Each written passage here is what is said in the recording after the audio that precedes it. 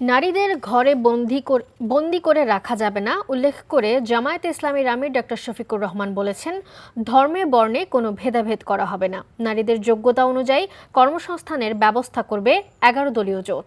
জামালপুর ও শেরপুর নির্বাচনী সমাবেশে এসব কথা বলেন জামায়াত আমির। এর আগে শেরপুরের বিএনপি জামায়াত সংঘর্ষে নিহত জামায়াত নেতা রেজাউল করিমের পরিবারের সাথে সাক্ষাৎ করেন জামায়াত আমির। পরে কবর জিয়ারত করেন তিনি। আবির আহমেদের রিপোর্ট, ক্যামেরায় আনিস রহমান।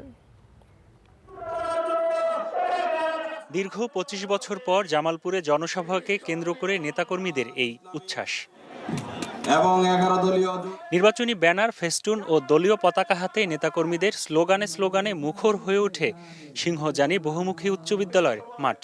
জামাত আমির আসার পূর্বেই হাজার হাজার নেতাকর্মীদের উপস্থিতিতে কানায় কানায় পূর্ণ হয়ে যায় সমাবেশের স্থল।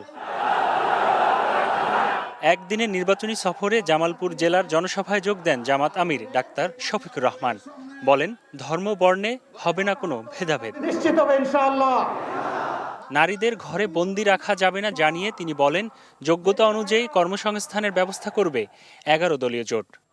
আপনারা গৃহে, চলাচলে, কর্মস্থলে 3 জায়গায় সব কিছুর আগে আপনাদের নিরাপত্তা নিশ্চিত করা হবে ইনশাআল্লাহ। আপনাদের সম্মান নিশ্চিত করা হবে ইনশাআল্লাহ। যোগ্যতার ভিত্তিতে আপনাদের হাতে দেশ গড়ার কাজও তুলে দেওয়া হবে ইনশাআল্লাহ। এর আগে শেরপুর জনসভায় যোগ দেন জামাতের আমির।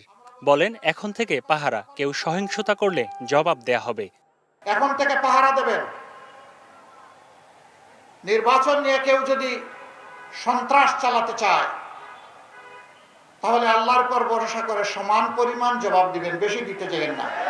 এদিকে চেয়ারে বসাকে কেন্দ্র করে সংঘর্ষের ঘটনায় নিহত শ্রীবর্দী উপজেলা জামাতের নেতা রেজাউল করিমের স্ত্রী সন্তানের সঙ্গে সাক্ষাৎ ও কবর জিয়ারত করেন ডাক্তার শফিকুর রহমান।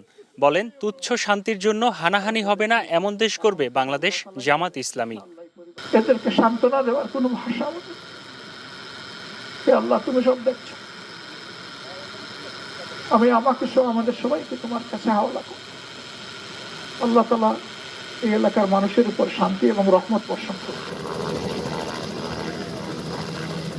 নির্বাচনকে সামনে রেখে বাড়ছে রাজনৈতিক তৎপরতা। এসব কর্মসূচির প্রভাব ভোটের সমীকরণে কতটা প্রতিফলিত হবে সেই দিকে এখন নজর রাজনৈতিক দলগুলোর। বাংলাদেশ জামাত ইসলামের আমির বলছেন, শুধু প্রতিশ্রুতি নয়, সাধারণ মানুষের অধিকার বাস্তবায়নের দিকেই তাদের মূল লক্ষ্য। আবির আহমেদ, এনটিভি নিউজ, শেরপুর।